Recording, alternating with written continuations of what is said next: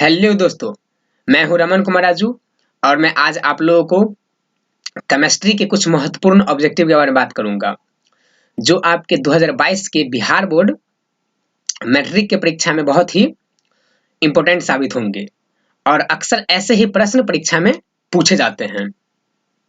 और मैं आपको एकदम बढ़िया तरीके से इस सारे मतलब सवालों को इतने अच्छे से समझाने की कोशिश करूंगा जिससे आप लोग को याद रखने में आसानी होगी।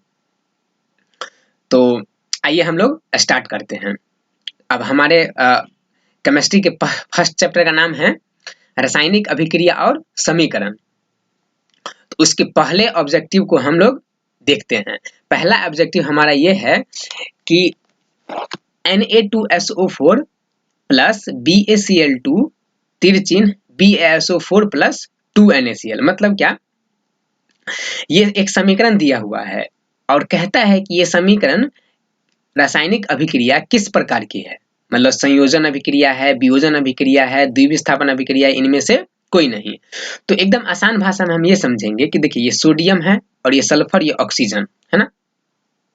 तो सोडियम सल्फेट है ये, और ये दोनों मिल करके और दो बना रहा है। मतलब यहाँ पर क्या पता चल रहा है कि एक दूसरे को इसमें विस्थापन कर रहा है। सोडियम किसको, सल्फेट को विस्थापित करता है और बेरियम क्लोराइड को। तो आपका यहाँ पर क्या हो जाएगा, संयोजन होगा या वियोजन होगा या द्विविस्थापन या इनमें से कोई नहीं। तो एक दूसरे को विस्थापित कर रहा है, इसलिए हमारा क्या होगा, ये द्विविस्थापन अभिक्रिया होगा।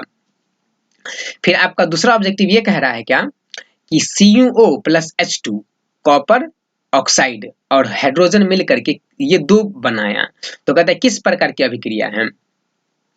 तो ये कहता है उपचयन है या अपचयन है या उदासीनीकरण या रिडॉक्स। तो ये हमारा कौन सा अभिक्रिया हो जाएगा, अपचयन। अब क्यों होगा, यहाँ पर देखिए ये जो ऑक्सीजन है उसका निष्कासन हो रहा है ना। ऑक्सीजन क्या हो रहा है, हट रहा है, और हाइड्रोजन का क्या होता है, संयोग होता है। तो जब ऑक्सीजन हटे और हाइड्रोजन सटे तब क्या हो जाता है हमारा अपचयन।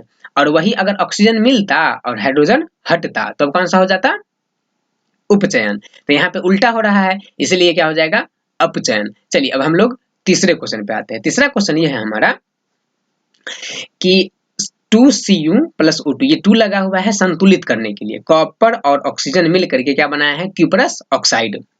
तो ये कहता है ये कौन सी अभिक्रिया है, तो अपघटन या ऑक्सीकरण या उदासीनीकरण या अवक्षेपण। तो इसका क्या हो जाएगा, ये हम इसको बोलेंगे क्या, ऑक्सीकरण। क्यों, क्योंकि ऑक्सीजन यहाँ पे जुट रहा है। ऑक्सीजन यहाँ पे अकेले था, अब ऑक्सीजन इसके साथ आ गया है, तो क्या हो गया हमारे यहाँ पर ऑक्सीकरण। ऑक्सीकरण का ही दूसरा नाम क्या हो जाता है, उपचयन। ठीक है, देखिए अब लोग तीसरे क्वेश्चन, चौथे क्वेश्चन की ओर चल रहे हैं। चौथा क्वेश्चन ये है आपका कि Fe2O3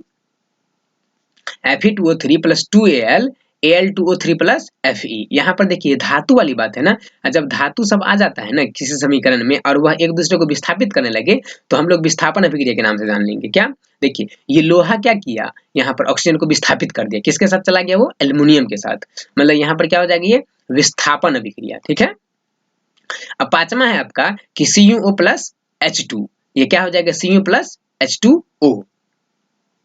तो यहाँ पर क्या हुआ कि दो मिल करके दो ही बना रहा है ना।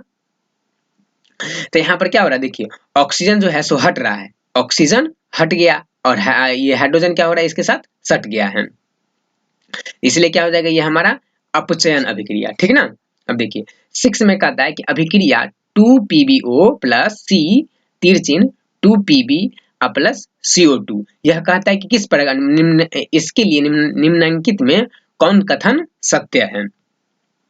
तो क्या हो रहा है यहाँ पर देखिए कि सीसा अपचयित हो रहा है या CO2 उपचयित हो रहा है या लेड ऑक्साइड अपचयित एवं कार्बन उपचयित हो रहा है या इनमें से कोई नहीं। तो इसका आंसर होगा क्या, सी। लेड क्या होता है, ऑक्साइड अपचयित हो रहा है और कार्बन क्या हो रहा है, उपचयित हो रहा है ना। इसीलिए हमारा सी होगा। चलिए 7 क्वेश्चन कह रहा है हमारा, देखिए 7 क्वेश्चन एकदम VVI है, कहता है बिहार बोर्ड 2018 में ये क्वेश्चन पूछा भी गया है। तो आप इस सवाल सबको एकदम ध्यान में रखेंगे क्या कि Zn प्लस CuSO4 और ZnSO4 प्लस Cu, कहता है ये किस प्रकार की अभिक्रिया है। बिल्कुल, ये देखिए दोनों धातु है, जिंक है, ये कॉपर है, फिर ये जिंक है और ये कॉपर एक दूसरे को क्या करता है, विस्थापित कर रहा है ना। तो ये क्या हो जाएगा यहाँ पर, विस्थापन अभिक्रिया। क्या, विस्थापन अभिक्रिया। हम लोग आते हैं अब 8 नंबर क्वेश्चन। चलिए 8 नंबर क्वेश्चन यहाँ है, देखिए 8 नंबर क्वेश्चन है कि निम्नलिखित में कौन समीकरण असंतुलित है ना। असंतुलित की बात करें, असंतुलित क्या कि मतलब अगर दोनों तरफ जहाँ हाइड्रोजन है यहाँ भी हाइड्रोजन है, तो यहाँ 2 तो यहाँ भी हाइड्रोजन 2, यहाँ क्लोरीन 2 तो यहाँ भी क्लोरीन 2, मतलब कि अगर बराबर नहीं रहे तो हो जाता है असंतुलित, और दोनों ओर परमाणुओं की संख्या अगर रहे बराबर तो क्या हो जाता है वो संतुलित। तो इसमें पूछ रहा है क्या, असंतुलित मतलब बराबर नहीं होना चाहिए। तो हम लोग सी को देखते, देखिए यहाँ पीबी 1 है, यहाँ भी पीबी 1 है, यहाँ नाइट्रोजन कितना हो गया, नाइट्रोजन यहाँ 2 और यहाँ नाइट्रोजन 1, देखिए नाइट्रोजन यहाँ 1 ही है और यहाँ नाइट्रोजन यहाँ 2 है, तो ये कितना हो गया 2, तो ये हमारा क्या है असंतुलित समीकरण है। 9 में है निम्नलिखित में कौन समीकरण संतुलित है, इसमें दोनों ओर परमाणुओं के तत्वों के परमाणुओं की संख्या बराबर होनी चाहिए 9 में। तो आइए हम लोग बी ऑप्शन देखते हैं। देखिए इसमें सोडियम ये NH कितना है यहाँ पे 4 और यहाँ सॉरी नाइट्रोजन कितना है 2, 1 और 1 2 हुआ, और तो इस साइड भी नाइट्रोजन 2 है, हाइड्रोजन कितना है 4, तो इधर भी 2 दूना 4, और ये ऑक्सीजन कितना 2, तो इस साइड भी ऑक्सीजन 2, ये 2 है ना, इसका भी आ गया है ना, ये 2 इसका भी चला जाएगा, तो क्या हो जाएगा हमारा इसका बी। फिर 10 नंबर क्वेश्चन, निम्नलिखित में कौन समीकरण संतुलित है, ठीक ना, तो देखिए आप इसे देख सकते हैं, ये डी आपका संतुलित है। चलिए 11 नंबर में समीकरण CaCO3 उष्मा लगता है और CaO प्लस CO2 बनता है, मतलब एक टूट के 2 बन रहा है, एक टूटा है और 2 को बनता है, तो मतलब क्या होता है वियोग हो रहा है, मतलब दोनों एक बड़ा था और वह दोनों टूट करके क्या बना 2 छोटा छोटा बना। देखिए 2014 में ये क्वेश्चन पूछा हुआ है, तो क्या हो गया ये आपका वियोजन अभिक्रिया, ठीक है। देखिए हम लोग नेक्स्ट पे चलते हैं। उसके बाद क्या है कि आपका देखिए Zn प्लस CuSO4, ठीक, आप तिरचिन ZnSO4 प्लस U, ऐसा सवाल आपको अक्सर पूछा जाता है। ये दोनों धातु है और धातु एक दूसरे को क्या करते रहता है, कभी कभी अक्सर ऐसा होता है कि वह विस्थापित कर देता है, तो यहाँ पर क्या हो जाएगा आपका विस्थापन अभिक्रिया। कहता 13 में कि H2S plus I2 तिरचिन 2HI plus S में कौन उपचायक है, तो आपका क्या हो जाएगा आयोडाइड, ठीक है ना, आयोडीन। नीचे दी गई अभिक्रिया में कौन सा कथन सही है, देखिए Cu प्लस O2 क्या हो गया 2CuO। तो 14 का ए में क्या कह रहा है कि कॉपर का ऑक्सीकरण है ना, कॉपर का ऑक्सीकरण, तो इसका आंसर यही हो जाएगा। ऑक्सीकरण मतलब क्या, उपचयन अभिक्रिया, तो यहाँ पे क्या हो रहा है कि ऑक्सीजन यहाँ पे मिल रहा है ना, ऑक्सीजन मिल रहा है तो क्या हो जाएगा ऑक्सीकरण। निम्नांकित में रेडॉक्स अभिक्रिया कौन सी है, रेडॉक्स अभिक्रिया, तो आपका ये क्या हो जाएगा बी, क्योंकि यहाँ पे हाइड्रोजन लग रहा है, इसमें हाइड्रोजन मिल रहा है। और 16 नंबर देखिए, 16 नंबर निम्नांकित में रेडॉक्स अभिक्रिया कौन सी है, रेडॉक्स, ठीक ना, तो रेडॉक्स अभिक्रिया आपका ये हो जाएगा क्योंकि इसमें ऑक्सीजन मिल रहा है और हाइड्रोजन हट रहा है।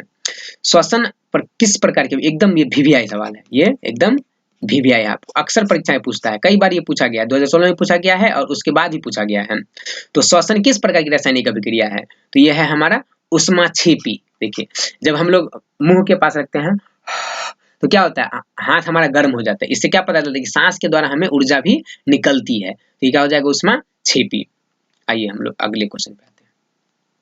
देखिए आपका नेक्स्ट क्वेश्चन है आपका 18 में कि उपचयन वह प्रक्रिया है जिसमें, 18 में क्या है, उपचयन वह प्रक्रिया जिसमें, देखिए ऑक्सीजन का योग भी होगा, हाइड्रोजन का वियोग भी होगा, मतलब ऑक्सीजन हटेगा भी, सॉरी ऑक्सीजन मिलेगा, हाइड्रोजन हटेगा और इलेक्ट्रॉन का त्याग भी होगा, मतलब ये आप क्या होगा आपका डी, मतलब इसमें सभी ऑप्शन क्या है सही है।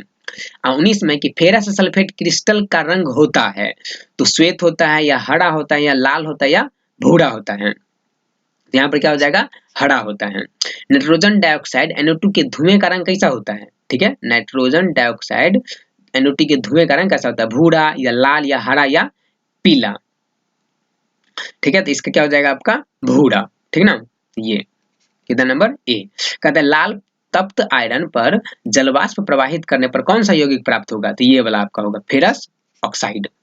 फिर 22 में सिल्वर क्लोराइड का रंग क्या होता है, सिल्वर क्लोराइड का रंग क्या होता है, कैसा होगा हमारा ग्रीन, ये हरा वाला, स्वाद नहीं होगा, पीला नहीं होगा, काला नहीं होगा, ये क्या होगा हरा होगा। तो चलिए हम लोगों ने 22 ऑब्जेक्टिव्स को देखा है, अगले वीडियो में हम लोग फिर से 22 ऑब्जेक्टिव्स को देख लेंगे।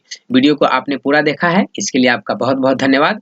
अगर आप बिहार बोर्ड 10वीं की परीक्षा पास करना चाहते हैं अच्छे नंबरों से, तो प्लीज आप इस चैनल को लाइक करें, चैनल को सब्सक्राइब करें और बेल आइकन को दबाना ना भूलें, जिससे हम लोग अगले वीडियो जो डालेंगे तो आपको आसानी से उसकी नोटिफिकेशन मिलती रहेगी, ठीक है। थैंक यू, जय हिंद, जय भारत।